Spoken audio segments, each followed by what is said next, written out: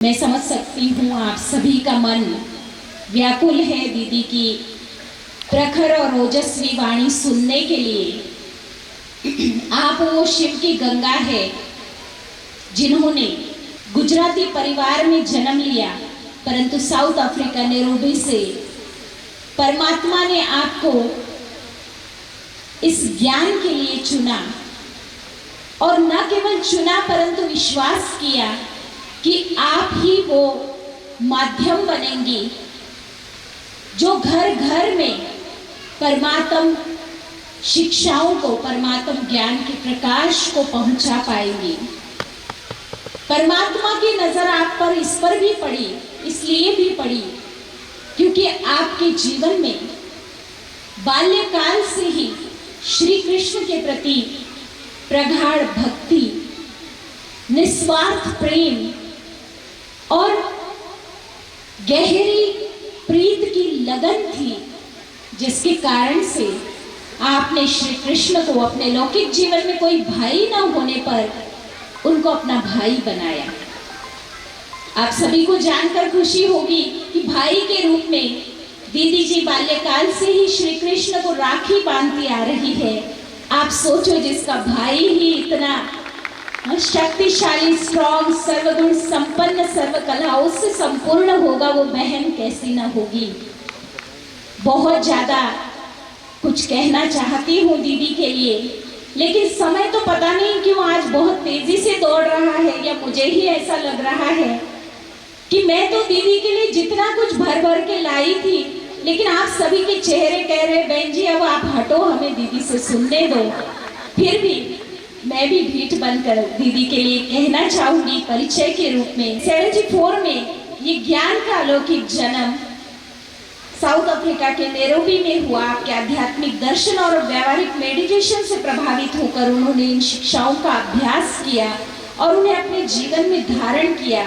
इस क्रम में उन्होंने महान आंतरिक परिवर्तन का अनुभव किया और इसकी उपयोगिता को समझा। 1980 में उन्होंने विश्व की आध्यात्मिक सेवा के लिए संपूर्ण रूप से समर्पण किया। वर्तमान समय राजयोगिनी उषा दीदी जी भारत में राजस्थान के माउंट आबू ब्रह्मा कुमारी वैश्विक मुख्यालय पर सेवारत है।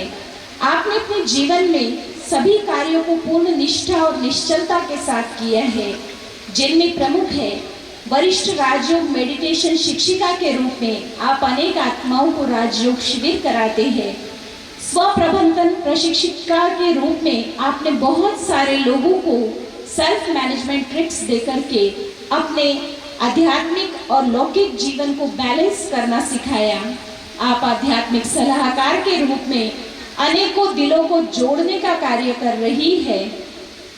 आदरणीय दीदी जी ने न केवल एक प्रखर वक्ता का स्वरूप अपना प्रत्यक्ष किया है, परंतु आप एक कुशल लेखिका भी है और आपने 2 पुस्तकों को विशेष रूप से लिखा है, सेल्फ मैनेजिंग लीडरशिप हिंदी और अंग्रेजी दोनों भाषाओं में, और साथ ही साथ अध्यात्म की ओर हिंदी में इस पुस्तक को आध्यात्मिकता की ओजस्विता बताते हुए लिखा गया। 2 अन्य पुस्तकें प्रकाशित होने की प्रक्रिया में दीदी की चल रही है। तो आप न केवल एक ओजस्वी वक्ता परंतु एक कुशल लेखिका भी है। भारतीय टीवी चैनलों और वेब चैनलों के माध्यम से आप एक प्रतिष्ठित ख्याति प्राप्त विश्व विख्यात वक्ता के रूप में, इंटरनेशनल स्पीकर के रूप में बहुत ही सभी के दिलों में जगह बना चुकी है। आदरणीय दीदी जी का व्याख्यान YouTube पर भी आप सभी नियमित सुनते हैं। ऐसे करोड़ों के अंदाज में लोग रेगुलर दीदी को सुनते हैं। परमपिता परमात्मा के वरदानों से उन्होंने अपनी समस्त ऊर्जा और विशेषताओं को एक सार्थक और सकारात्मक स्वरूप प्रदान किया है। आपने मुंबई और हैदराबाद केंद्रों से जुड़ करके अनेक सेवाएं अपनी दी। संयुक्त राष्ट्र अंतर्राष्ट्रीय युवा वर्ष 1985 भारत एकता युवा पद यात्रा को आपने लीड किया। आध्यात्मिक सेवा के मार्ग में आपने स्वप्रबंधन प्रशिक्षण कार्यक्रमों को बहुत ही सुंदर रूप से कार्यान्वयन किया। इन्हें भारत में कई औद्योगिक समूह द्वारा उच्च रैंकिंग अधिकारियों और प्रबंधन कर्मचारियों के लिए व्यवस्थित स्व प्रबंधन नेतृत्व पाठ्यक्रम प्रदान करने में आपका विशेष रोल रहता है। जिससे आध्यात्मिक आयाम का आधुनिक प्रबंधन दर्शन के साथ सम्मिश्रण हो सके, ये दीदी का मुख्य उद्देश्य रहता है। आपने कॉरपोरेट क्षेत्रों में, कॉलेजों में, विश्वविद्यालयों में, चिकित्सा संघों में, सामाजिक संगठनों में अपनी प्रस्तुतियां दी है। आदरणीय दीदी जी को थाईलैंड सरकार के निमंत्रण पर नैतिक पुरस्कार 2019 सितंबर 2019 में यूएसए के लॉस एंजल्स में आध्यात्मिक कल्याण के राजदूत के रूप में सम्मानित किया गया। फिलीपींस की राजकुमारी द्वारा इन्हें प्रतिष्ठित पुरस्कार GOD अर्थात the global order of dignitaries से सम्मानित किया गया।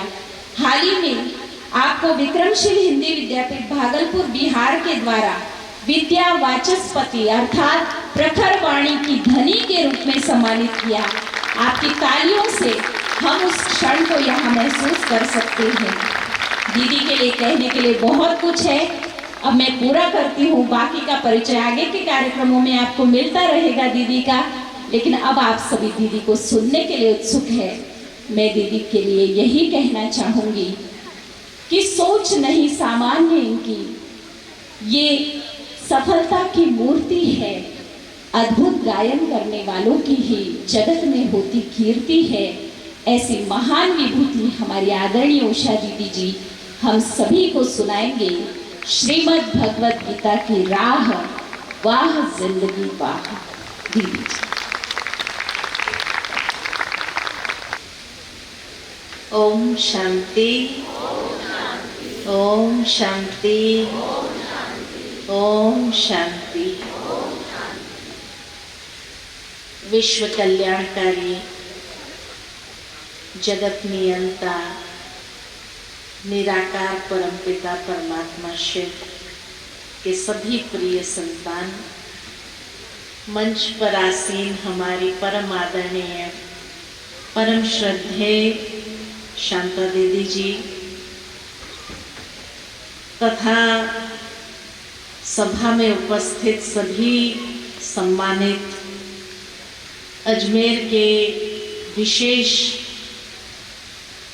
भाई बहनें जो यहाँ आज पहुँचे हैं, एवं ब्रह्मा कुमारी ईश्वरीय विश्वविद्यालय के परिवार से भी जो भी भाई बहनें आए हैं, आज की इस संध्या में आप सभी का बहुत बहुत हार्दिक स्वागत है, स्वागत है, स्वागत है।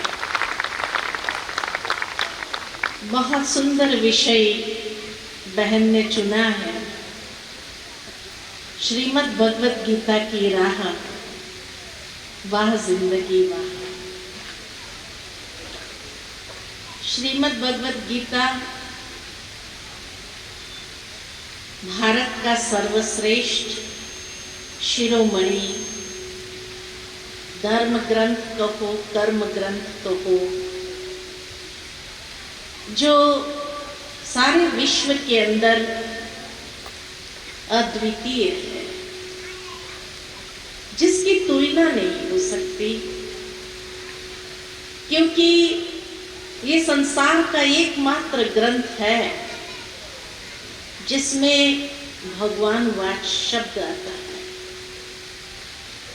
अर्थात भगवान के अनमोल मधुर महावाक्य हम आत्माओं के प्रति। बाकी जितने भी ग्रंथ है संसार के अंदर, कोई न कोई दिव्य आत्मा की वाणी है, कोई न कोई महान आत्मा की वाणी है, लेकिन परमात्मा की वाणी नहीं है। गीता नाम ही इसीलिए पड़ा इसका कि भगवान का गाया हुआ मधुर गीत है, और इसीलिए सारे संसार की आत्माओं ने इसको समझना चाहा कि आखिर भी भगवान का संदेश हमारे लिए क्या है। श्रीमद् भगवत गीता के अंदर कहीं पर भी हिंदू शब्द तो नहीं आता, क्योंकि ये मानवता का शास्त्र है, सारी मानव जाति के लिए। और इसीलिए गीता को माता की उपमा दी गई कि जिस तरह एक माँ अपने बच्चे के अंदर अच्छे संस्कारों का सिंचन करती है। भगवत गीता के अंदर भी वो अमूल्य ज्ञान की बातें हैं जो मनुष्य आत्मा में अच्छे संस्कारों का सिंचन करती है, जीवन के लिए एक श्रेष्ठ दिशा प्रशस्त करती है, मार्ग निर्देशन करती है, या जिसको कहा जाए कि जीवन जीने की कला सिखाती है। ऐसा अमूल्य ज्ञान की निधि इसमें समाई हुई है जो सर्व आत्माओं को एक ऐसी रोशनी प्रदान करती है कि जिस रोशनी के अंदर हर चीज स्पष्ट नजर आने लगे। श्रीमद् भगवत गीता हमारे पास कैसे आई, इसको हम बहुत अच्छे से जानते हैं कि कहा जाता कि महर्षि वेद व्यास जी कई बार समाधि अवस्था में बैठते थे और एक ट्रांसेंडेंटल स्टेज में चले जाते थे और उस समय उन्हें दिव्य अनुभव प्राप्त होते थे। ऐसे ही एक बार समाधि में बैठे थे और उन्हें भगवत गीता का अमूल्य ज्ञान के जो कोश है वो प्राप्त होने लगा। जब समाधि से नीचे आए तो उन्हें महसूस हुआ कि इसको लिपिबद्ध करना चाहिए ताकि अनेकों को यह ज्ञान सुना सके या ये परमात्मा का संदेश उन तक पहुंचा सके। लेकिन ट्रांसेंडेंटल स्टेज ऐसी होती है जो कुछ समय के बाद वो बातें लुप्त होने लगती है, तो इसलिए प्रथम दिन का भगवत गीता का ज्ञान वो लिख नहीं पाए। उन्हें पता तो था कि ये आगे कंटिन्यू होगा, तब वो भगवान से निवेदन करते हैं कि आप इतना ऊंचा ज्ञान मुझे दे रहे हो, लेकिन अगर मैं मनुष्य तक पहुंचा ही नहीं सकूं तो फायदा क्या होगा। कम से कम मुझे कोई लिखने वाला मिल जाए तो मैं जो उसको कहता जाऊं वो लिखता जाए। तब उन्हें संकेत मिला कि आप गणेश जी का आवाहन कीजिए। यहाँ पर भी सबसे पहले गणेश वंदना हुई, तो गणेश जी का आवाहन करने के लिए संकेत मिला। तो महाभारत के आदि पर्व के 77वें श्लोक में वो गणेश जी का आवाहन करते हुए कहते हैं कि हे गणनायक, आप मेरे लेखक बन। ये ग्रंथ में अपनी उच्च अवस्था, समाधि अवस्था से प्राप्त ज्ञान को प्रकट कर रहा, लेकिन जो मेरी ही मन की कल्पनाओं का विस्तार है। ज्ञान मुझे समाधि अवस्था में मिला, लेकिन जो मैं प्रकट कर रहा हूं ये मेरी मन की कल्पना है। भावार्थ ये कि आज अगर किसी बच्चे को मुझे एक मॉरल सिखाना हो, ज्ञान की बात देनी हो कि बेटा सच बोलना चाहिए, झूठ नहीं बोलना चाहिए, ज्ञान इतना ही है, मॉरल इतना है, सच बोलना चाहिए, लेकिन रोज सुबह उठ करके मैं उसको उपदेश दूं तो शायद उसकी समझ में नहीं आएगा उसका मर्म क्या है। लेकिन मैं अपनी मन की कल्पना से एक कहानी का निर्माण करती हूं जिसमें एक सच का पात्र लूं, एक झूठ का पात्र लूं। सच बोलने वाले के सामने कितनी चुनौती आती है, कितनी कठिनाई आती है, कैसी कैसी परिस्थितियां आती है, कितना उसको सहन करना पड़ता है। और झूठ बोलना शायद बहुत आसान होगा, लेकिन अंतिम विजयी सत्य की होती है। ये बात जब उसको उस कहानी के माध्यम से सब समझाती हूं और वो उसके दिमाग के अंदर अगर बैठ जाए, और जीवन में जब कभी ऐसा मौका आए जब उसको चुनना हो,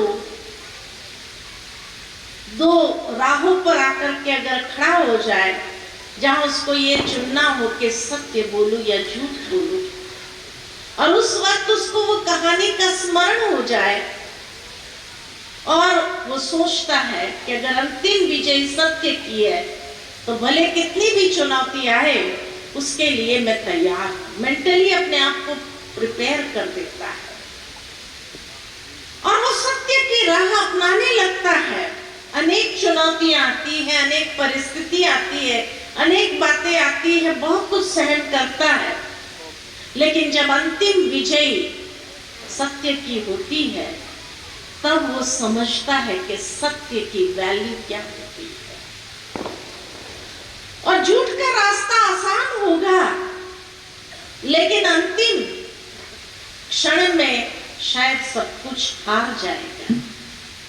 इस बात को वो भली भांति समझने लगता है, तो जीवन में हमेशा के लिए फिर वो यही चुनाव करता कि मुझे सत्य की राह अपनानी है।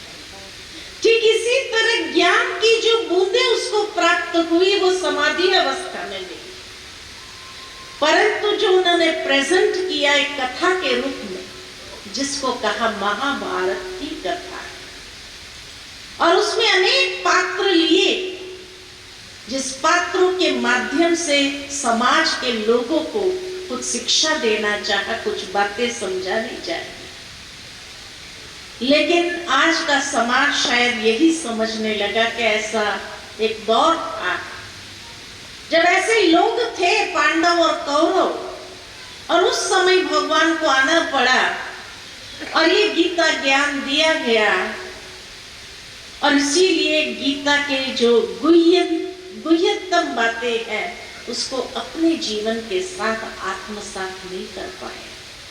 इसलिए इतनी अमूल्य निधि होने के बावजूद भी कहीं न कहीं भारत के अंदर वो खोखलापन जरूर रह गया।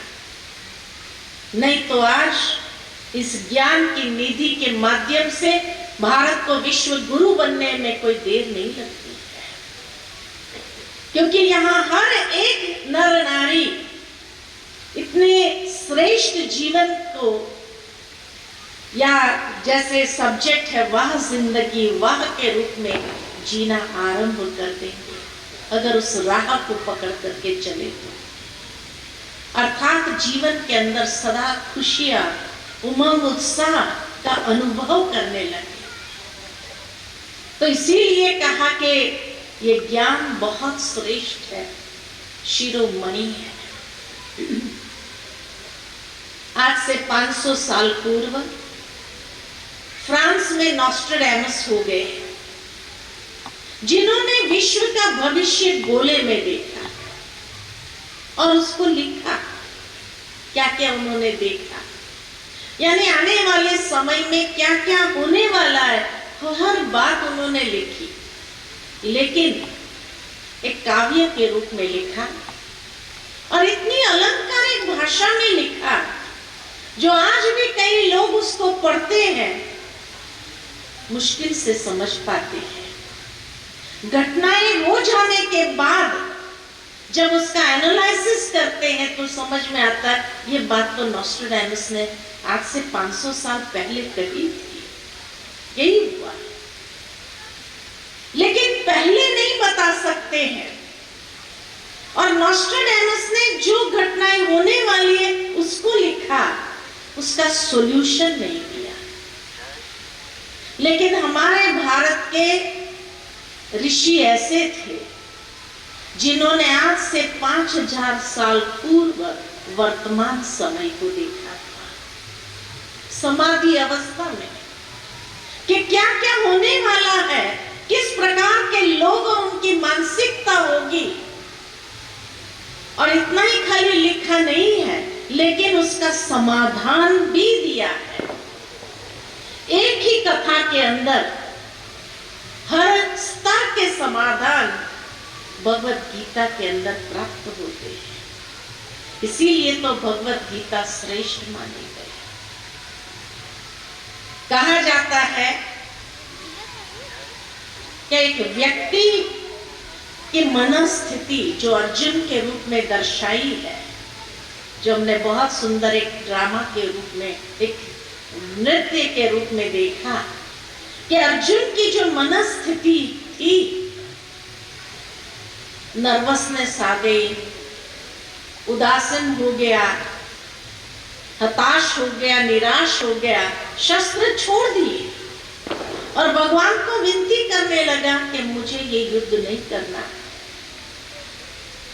आज के युग में भी अगर देखा जाए तो जिसको डिप्रेशन कहा जाता है, कई लोग नर्वस हो जाते हैं, निराश हो जाते हैं, हताश हो जाते हैं या स्ट्रेस में आ जाते हैं और शायद अपनी प्रार्थना में भगवान से यही कहते हैं कि हे प्रभु, ये संघर्ष कब तक?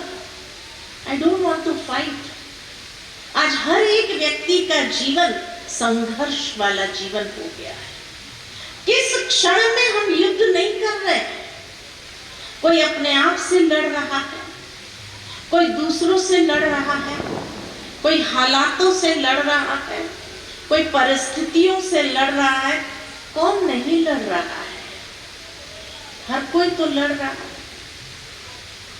और लड़ते लड़ते कभी कभी ऐसा मोड़ भी जीवन में आता है जब वो निराश, हताश, उदास हो जाता है।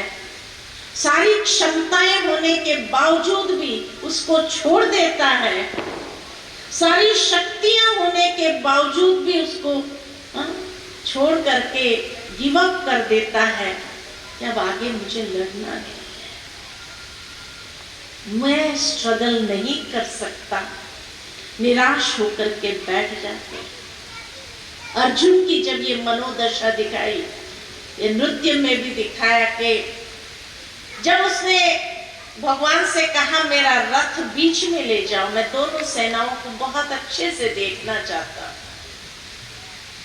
एक तरफ कौरवों की सेना को देखा जिसमें भीष्म पितामह, गुरु द्रोणाचार्य, कृपाचार्य, सारे अपने भाई बंधुओं को देखा। तो आप क्या समझते हैं? नृत्य में तो यही दर्शाया गया कि जब उसने इन बड़ों को देखा तो उसको लगा मैं इनके सामने शस्त्र कैसे उठाऊं, और इसलिए उनको स्ट्रेस होने लगा, निराश हो गया। लेकिन सोचने की बात तो ये है कि जिन्होंने बचपन से ही पांडवों के साथ अगर अन्याय किया हो या अन्याय को देखा हो और देखने के बावजूद भी जो बोल नहीं पाए, क्या उनके लिए कभी मोह जागृत हो सकता है? Is it possible? आज आपके सामने अगर आपके चचेरे भाई आ जाए और वो आपका सब कुछ हड़पना चाहता हो और आपको अपने हिस्सा भी देने के लिए तैयार नहीं हो, और उस समय आपके परिवार के जो बड़े हो वो कुछ बोले ही नहीं, आपके पक्ष में कुछ कहे ही नहीं, तो क्या आपको कभी उसके प्रति मोह जागृत हो सकता है? Is it practical? नहीं। तो फिर अर्जुन की ये मनोदशा का कारण क्या था? उन बड़ों के प्रति तो मोह जागृत नहीं हुआ था। Let us be down to earth, practical, कि उनके लिए उनका मोह जागृत नहीं हुआ था। लेकिन जब दूसरी ओर अपनी सेनाओं को देखा और अपनी सेना में उसने अपने 5 पुत्र को देखा खड़े युद्ध के मैदान में, तब उसको एक बात स्मरण हो गई। कौन सी बात स्मरण हो गई? कि जब द्रौपदी ने भगवान से पूछा कि ये युद्ध का परिणाम क्या होगा, तो भगवान ने कहा तेरे 5 पांडव सुरक्षित रहेंगे। तब द्रौपदी ने पूछा मेरे पुत्र, तो कहा पुत्रों की गारंटी मैं नहीं लेता हूं। और ये बात अर्जुन भली भांति जानता था, और इसीलिए जब जानता था तो स्वाभाविक है कि पिता का पुत्र मोह जागृत होना कि कौरव हमें तो नहीं मार सकेंगे क्योंकि भगवान ने हमारी गारंटी ली है, लेकिन हमें चोट पहुंचाने के लिए वो हमारे बच्चों पर अटैक जरूर करेंगे। और सारे बच्चों को खो करके अगर वो राजगद्दी प्राप्त भी हो जाए तो क्या उसका सुख हम भोग सकेंगे? आज हर माता पिता का पुत्र मोह स्वाभाविक है आज की दुनिया में, और इसीलिए कई लोग सिद्धांतवादी होते संसार के अंदर, लेकिन उस समय भी अगर उनके पुत्र को कोई किडनैप कर ले और कुछ ऐसी शर्तें रखे जहां उन्हें अपने सिद्धांत को कॉम्प्रोमाइज करना पड़े, तो करेंगे या नहीं करेंगे? जरूर करेंगे। भावार्थ ये कि अर्जुन का उस समय उन बड़ों के प्रति मोह जागृत नहीं हुआ था, लेकिन जब दोनों सेनाओं को देखा तो अपने पुत्र को देखा, तब उसका वो मोह जागृत हो गया, लेकिन वो उसको छिपाना चाहता था। और इसलिए वो भगवान से कहने लगा कि इन बड़ों को कैसे मैं मारूं। आज की दुनिया में भी यही होता है, कहीं ना कहीं मनुष्य जब अपनी कमजोरी को छिपाना चाहता है तो क्या करता है? सहारा कुछ और लेता है। और यही बात प्रत्यक्ष हुई, तो इसीलिए पुत्र मोह जागृत होना ये उसके लिए स्वाभाविक था। भगवान तो ये बात समझते थे और इसीलिए अंत तक उसको आत्मा का ज्ञान, कर्मों का ज्ञान, व्यवहारिक ज्ञान दे करके उसका मोह नष्ट किया, पुत्र मोह नष्ट किया, अर्थात जीवन को प्रैक्टिकल कैसे जीना चाहिए ये उसको समझाया।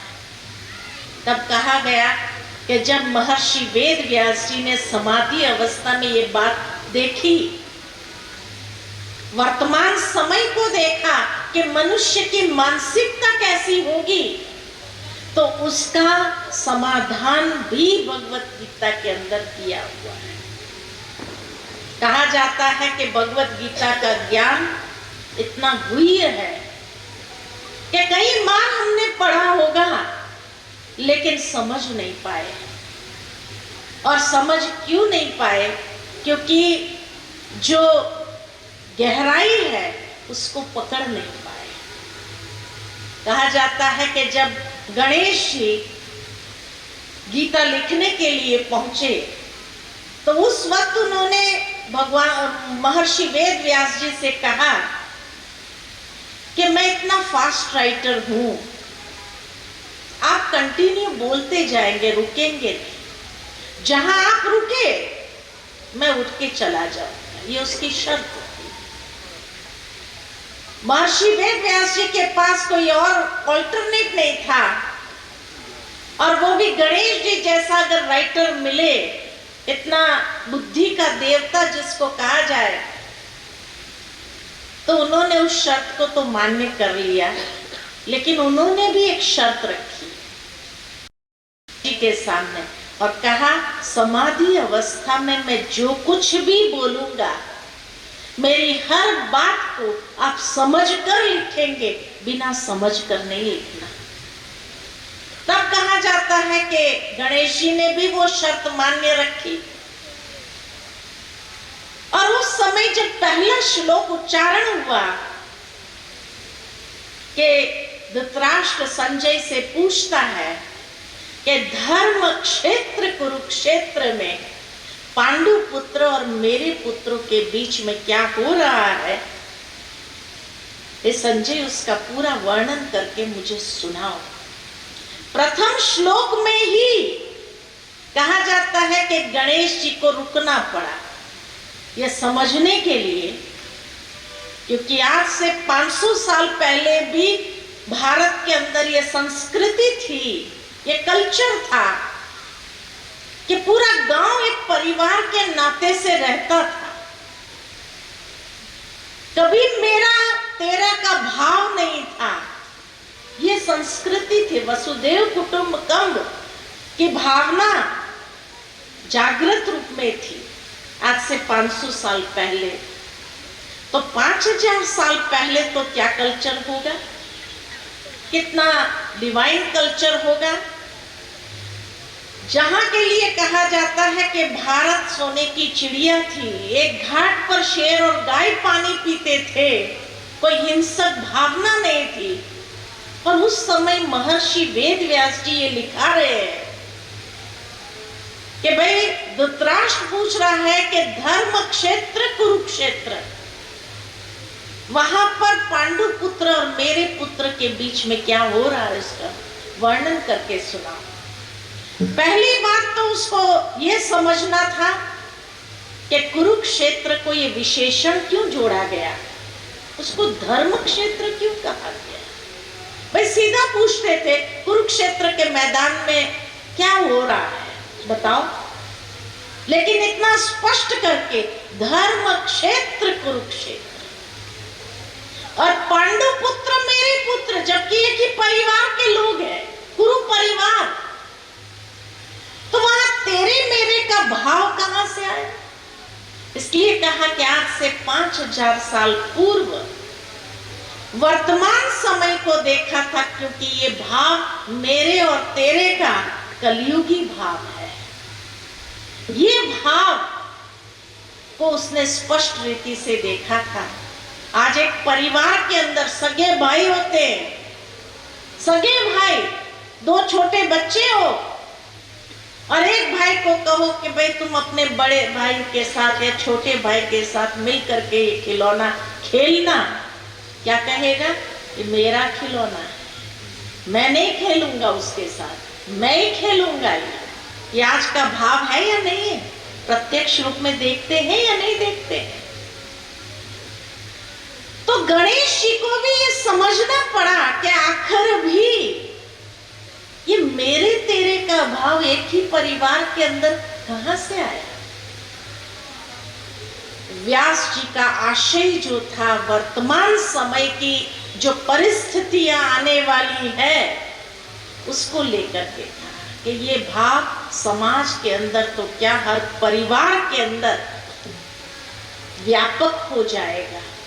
तो एक व्यक्ति की मनस्थिति जो आज के युग में भी दिखाई देती है महाभारत के अंदर, और उसका समाधान गीता के अंदर दिया हुआ है। एक पारिवारिक स्थिति कि परिवार के अंदर भी लोग किस तरह से रहेंगे। पांडवों ने 5 गांव मांगे थे। महर्षि वेद व्यास जी की मन की कल्पना का विस्तार को देखो कि पांडवों ने खाली 5 गांव मांगे, तो दुर्योधन ने क्या कहा कि एक सुई की नोक बराबर भी जगह देने के लिए मैं तैयार नहीं। भावार्थ ये कि वो अपने दिल में उनको स्थान नहीं देना चाहता था, उन्हें सुख से रहने देना नहीं चाहता था। और आज की मानसिकता क्या है, भाई भाई के बीच में जितने भी कोर्ट में केसेस है, वो केसेस किस बात को लेकर के हैं, जमीन और जायदाद। और एक भाई जब अपना हिस्सा मांगने के लिए दूसरे भाई के पास जाता है गांव में और कहता है भाई मैं अपना हिस्सा बेच देना चाहता हूं, मुझे पैसे की बहुत आवश्यकता है, तो दूसरा भाई क्या कहते हैं, अरे पुरखों की जमीन है, ये कोई बेचने की चीज है, जो होता है कर लो। 1 फुट भी या 1 इंच भी जमीन आपको नहीं दूंगा। उसको मालूम है अगर केस करेगा तो सालों तक चलता रहेगा ये केस, लेकिन मिलना तो है ही नहीं। पूरी सिचुएशन को अगर देखा जाए तो जो महाभारत के अंदर वर्णन किया गया है, पारिवारिक स्थिति और वो मानसिकता, वो आज के परिवारों की मानसिकता है या नहीं है। और उसका समाधान भी भगवत गीता है। इसी तरह अगर देखा जाए तो एक सामाजिक स्थिति, समाज के अंदर कैसे कैसे लोग हैं, महाभारत में महर्षि वेद व्यास जी की मन की कल्पना का विस्तार देखो कि उसने शकुनी जैसे पात्र दिखाया है। महाभारत में तो एक ही शकुनी दिखाया गया एग्जाम्पल के रूप में, लेकिन आज के समाज में कितने शकुनी होंगे? कितने शकुनी होंगे? हर परिवार में होगा या नहीं होगा? एक शकुनी तो होगा हर परिवार के अंदर। और शकुनी का टारगेट कौन था? धृतराष्ट्र नहीं था, उसको कोई राज्य नहीं चाहिए था। राज्य तो उसका गंधार का पड़ा था, लेकिन फिर भी वो यहां आकर के रहा। उसका लक्ष्य राज्य प्राप्त करना नहीं था, उसका लक्ष्य धृतराष्ट्र का दिमाग खराब करना नहीं था, उसका लक्ष्य गांधारी का नहीं था, उसका लक्ष्य था 100 कौरव, यूथ। इसलिए कहा जाता है कि दुर्योधन का नाम पहले सुयोधन था। सुयोधन को दुर्योधन किसने बनाया? शकुनी ने बनाया। भावार्थ ये, दुर्योधन जो धन का दुरुपयोग करता है। कौन सा धन? स्थूल धन की बात नहीं है, उसका तो दुरुपयोग करता ही है, लेकिन अपनी बुद्धि का धन, अपने चरित्र का धन, अपने शारीरिक शक्ति का धन, हर प्रकार के धन का दुरुपयोग करना सिखाया। किसने? शकुनी ने। आज का युग का शकुनी कौन है? आज के युग का शकुनी कौन है? मोबाइल। मोबाइल कैसे? मोबाइल हर एक यूज करता है, लेकिन मोबाइल में भी साइबर क्राइम्स जो हो रहे हैं, कौन कर रहा है? कोई बुजुर्ग नहीं कर रहा है, कोई महिलाएं नहीं कर रही है, लेकिन ये शकुनी का टारगेट कौन है? आज का यूथ, जिसको दिशा भ्रमित कर देना, जो अपनी बौद्धिक धन को दुरुपयोग करे। आज कितने साइबर क्राइम्स हो रहे हैं, शकुनी हाथ में है। शकुनी के लिए कहा जाता है कि वो जुआ खेलने में बहुत माहिर होता था, वहां तक कि पासे भी उसके मन की बात सुन करके वैसे गिरते थे, किसी को जीतने नहीं देता था। तो आज मोबाइल पर जुए के ही कितने खेल आते, कितने खेल आते हैं, और वो खेलने का प्रलोभन में कौन फंस रहा है? कोई बुजुर्ग फंस रहा है क्या? कोई महिलाएं फंस रही है क्या? नहीं, आज का यूथ फंस रहा है। हर कॉल के बाद एक ऐड आती है, भाई रमी खेलो, ये खेलो, इतना जीतो, इतना जीतो। तो ये कौन कर रहा है? ये शकुनी नहीं तो कौन? और क्या कोई जीता है? ये मोबाइल पर रमी खेल करके कोई जीता है? इनिशियल जो होता है वो शायद जीत भी ले, लेकिन कोई बड़ी अमाउंट जीता है? शकुनी के मन की बात वो पासे भी सुनते हैं, तो मोबाइल भी सुनता है। इसलिए कहा कि आज का युग का शकुनी तो मोबाइल हर एक के जीवन में प्रवेश कर चुका है और सुयोधन को दुर्योधन बना रहा है। तो आज के समाज की स्थिति कैसी हो रही है? वही महाभारत वाली स्थिति आ गई है। जुआ का खेल खेलो, सब कुछ लुटाओ। बीच में जब कोरोना काल आया तो कहा जाता कि ऑनलाइन पढ़ाई हो गई, हर माँ बाप को अपने बच्चे को मोबाइल देना पड़ा। और एक बहन मुझे सुना रही थी कि उसका बेटा जो था तो यूथ था, ऑनलाइन पढ़ाई करता था, और उनके जो बैंक अकाउंट्स आदि जो थे, तो पिता भी उसी से करवाता था। इतना उसको नहीं आता था तो बच्चे को ही बोलता था, तो बच्चे को पासवर्ड आदि सब कुछ मालूम था। यंग था वो, मोबाइल पर उसकी पढ़ाई जैसे हुई तो मोबाइल हाथ में दिया, मिडिल क्लास फैमिली के। अब उसकी बहन की शादी के लिए पिता ने करीबन जोड़ जोड़ करके 40 लाख इकट्ठे किए थे। लेकिन उसको लगा कि चलो मैं भी पिता को कुछ मदद करूं, तो रमी के खेल में वो कैसे प्रलोभन में आ गया मालूम नहीं, लेकिन चला गया। पासवर्ड मालूम था तो उसने बैंक का पासवर्ड दे दिया, डाल दिया उसके अंदर। पैसा कटते गए कटते गए कटते गए, जब खाली हो गया बैंक अकाउंट तब मालूम पड़ा रे 40 लाख चले गए। अब पिता को क्या कहूंगा। रात को चिट्ठी लिखा और सुसाइड कर लिया, समाप्त कर दी अपने जीवन लीला को। तो ये कौन करवा रहा है?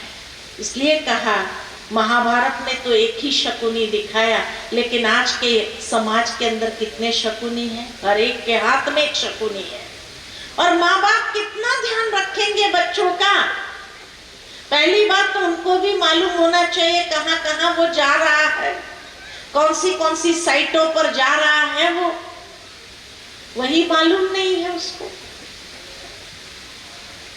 तो महर्षि वेद व्यास जी की मन की कल्पना का विस्तार देखो कि आज के समाज की स्थिति को बहुत सुंदर तरीके से कौरव और पांडवों के रूप में दर्शाया है। पांडव 5 और कौरव 100। आज के युग के अंदर परसेंटेज किसने पर निकलता है? 100 पर ही तो निकलता है। 5 पांडव मिलेंगे आपको समाज के अंदर और 100 कौरव होंगे। और 5 पांडवों में भी कौन? तो पहला था युधिष्ठिर। युधिष्ठिर माना युद्ध जैसी परिस्थिति में भी स्थिर बुद्धि। जीवन जीने के लिए वह जिंदगी वह अगर बनानी है तो सबसे पहले बैलेंस स्टेट ऑफ माइंड की आवश्यकता है। जीवन जीना है ये संघर्ष वाला जीवन जरूर है, लेकिन अगर उसमें बैलेंस स्टेट ऑफ माइंड होगा तो हर परिस्थिति में विजयी अवश्य होंगे और भगवान भी साथ होगा, भगवान की मदद भी मिलेगी, गारंटी होगी उसकी। योग उसी का नाम है, इसीलिए गीता का हर अध्याय योग है। योग मीन्स बैलेंस। योग माना संतुलन। जीवन के अंदर कर्म में, रिश्तों में, व्यवहारिक स्तर पर हर जगह बैलेंस की आवश्यकता है। तो आज की दुनिया के अंदर जहां कहा जाता विम्सिकल लोग बहुत होते हैं, स्ट्रेस डिप्रेशन वाले लोग बहुत होते हैं, ऐसी दुनिया के अंदर बैलेंस स्टेट ऑफ माइंड वाले कितने परसेंटेज होंगे? ओनली 1%। 1% लोग है जो बैलेंस स्टेट ऑफ माइंड वाले हैं। दूसरा नंबर था भीम, स्ट्रॉन्ग विल पावर। के जीवन के अंदर वह जिंदगी वह अगर अपनी बनानी है तो दृढ़ता की शक्ति बहुत जरूरी है, स्ट्रॉन्ग विल पावर की आवश्यकता है।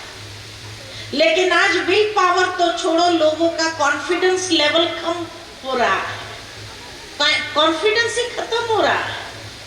बच्चा तैयारी करके जाता है एग्जाम देने के लिए, एग्जामिनेशन हॉल में एग्जाम पेपर देखता है कि नर्वस हो जाता है, जो पढ़ा हुआ है सब भूल जाता है, कॉन्फिडेंस खत्म, पूरा पेपर ब्लैंक छोड़ करके आ जाता है। ऐसे किस्से भी कई सुने होंगे। सेल्फ कॉन्फिडेंस नहीं रहा। तो जिंदगी को वह बनाना है तो सेल्फ कॉन्फिडेंस और विल पावर की आवश्यकता है। भीम बनना जरूरी है। दृढ़ शक्ति, दृढ़ संकल्प शक्ति की आवश्यकता है, क्योंकि जहां दृढ़ता है वहां सफलता है। जीवन में व्यक्ति सफल हो सकता है। तीसरा नंबर था अर्जुन। अर्जुन अर्थात अर्जन करने वाला। पॉजिटिव बातों को ग्रहण करने वाला है। भगवान ने जो कहा हाँ जी करके ग्रहण किया, पॉजिटिव ज्ञान की बातों को ग्रहण किया। आज की दुनिया के अंदर जहां नेगेटिविटी इतनी ज्यादा है और उन नेगेटिविटी में वह जिंदगी वह बनानी है तो पॉजिटिव बनना बहुत आवश्यक है। Be positive. ये तो कई बार हमने सुना होगा, आजकल छोटे बच्चे भी माँ बाप को कहते हैं, चिंता में देखते हैं तो अरे क्यों चिंता कर रहे हो, बी पॉजिटिव, सब ठीक हो जाएगा। एक दूसरे को हम सलाह देते हैं, बी पॉजिटिव, सब ठीक हो जाएगा। लेकिन क्या पॉजिटिव बनना इतना आसान है?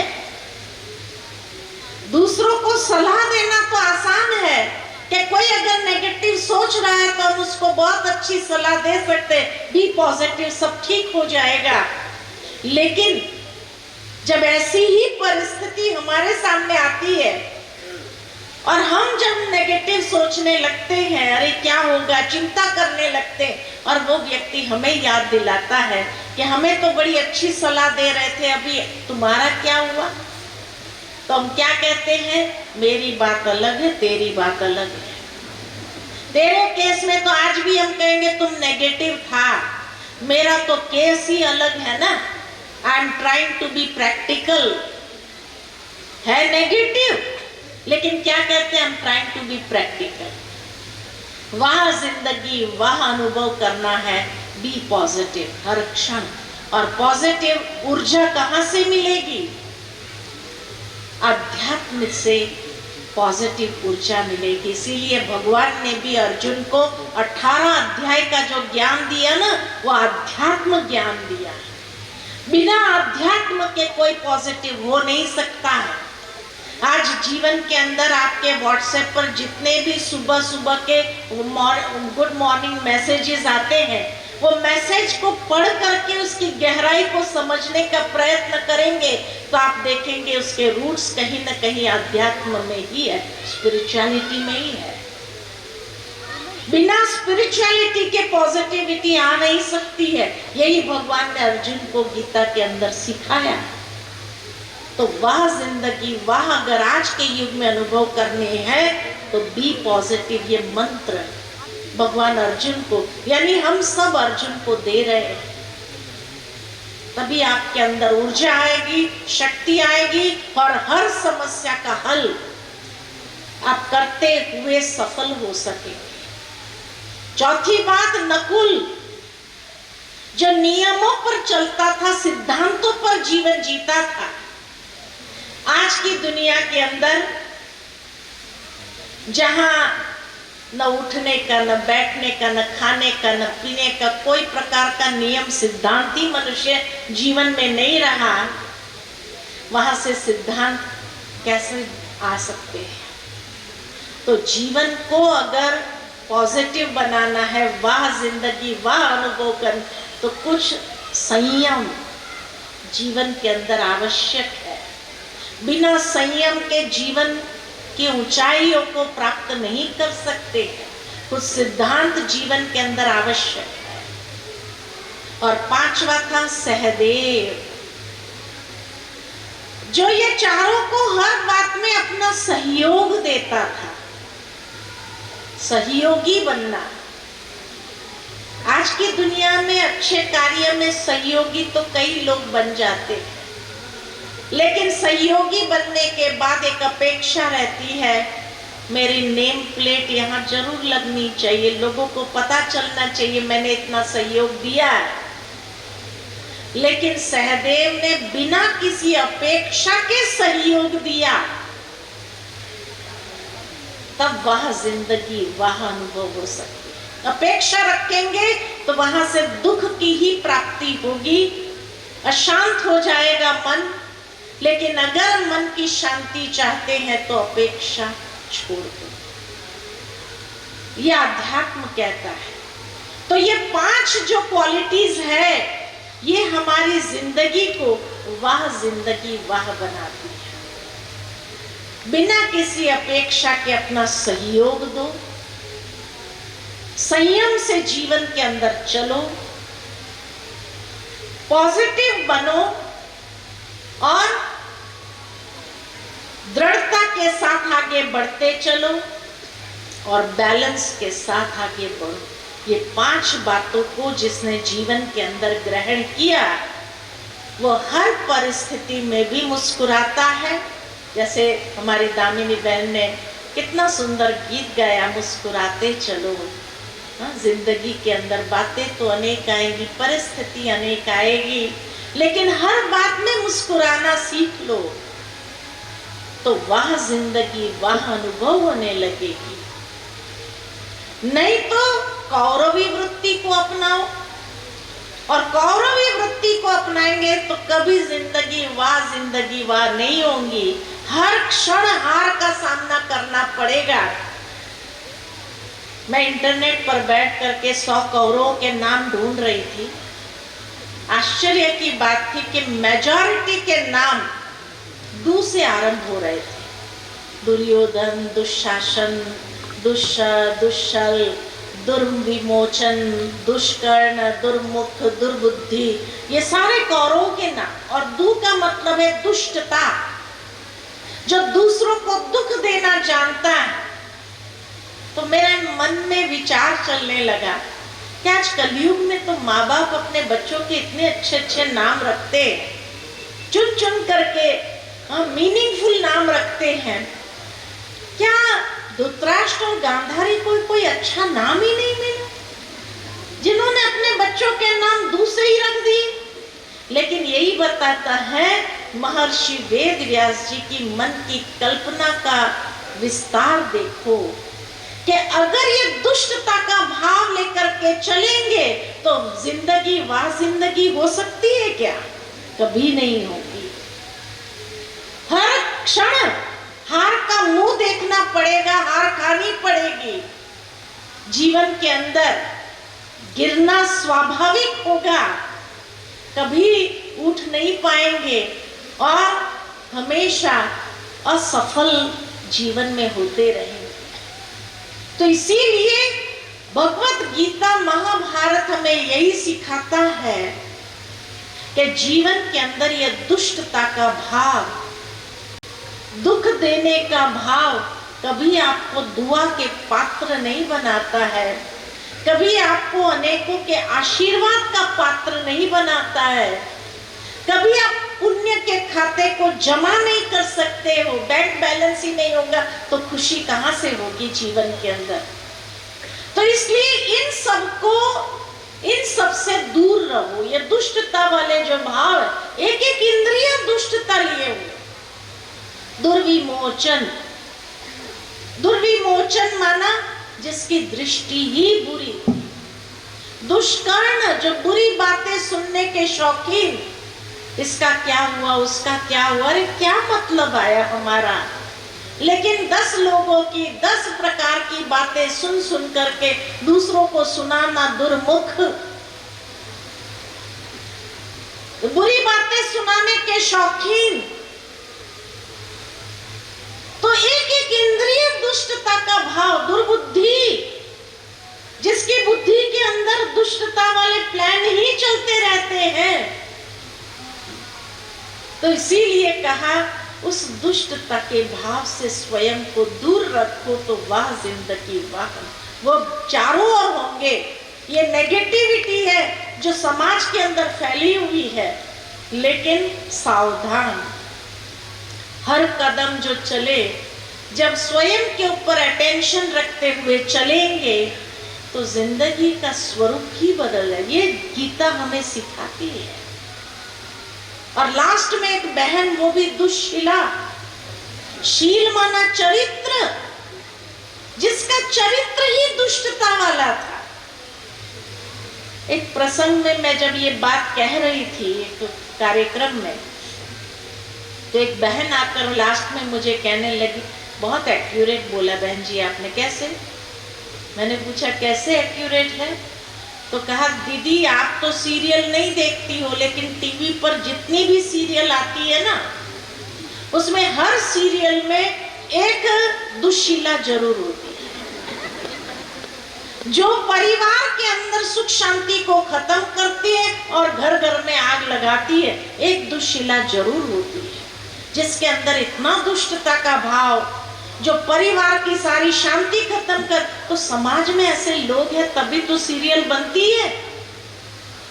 समाज में ऐसे लोग ही नहीं होंगे तो सीरियल थोड़ी बनेगी। तो इसलिए कहा कि आज दुष्शिलाएं भी बहुत है। अगर दुर्योधन दुशासन है तो दुष्शिलाएं भी है। तो इसीलिए सावधान, तब आप अपनी जिंदगी को बहुत सुंदर तरीके से जी सकेंगे। यही श्रीमद् भगवत गीता और महाभारत हमें सिखाता है। हमारा चॉइस कौन सा है? हमारा चॉइस पांडव है, हमारा चॉइस कौरव है। क्या बनना है? जो चॉइस हम करेंगे, जिसको हम अपनाएंगे, वैसी क्वालिटी की जिंदगी हो जाएंगी। अगर पांडवी वृत्ति को अपनाए तो वह जिंदगी वाह, अगर कौरवी वृत्ति को अपनाया तो जिंदगी क्या हो जाएंगी? हर समय स्ट्रेस, टेंशन, डिप्रेशन, यही बात आए। तो मेक द राइट चॉइस, और राइट चॉइस करके अपनी जिंदगी को बहुत सुंदर बनाइए। यही हमारी शुभ भावना, शुभकामना है। गीता हमें हर कदम में ये सिखाती है कि जहां पर भी दो रास्ते आए, वहां कौन सा रास्ता चुनना है, ये गीता निर्देश देती है, ये गीता हमें सिखाती है।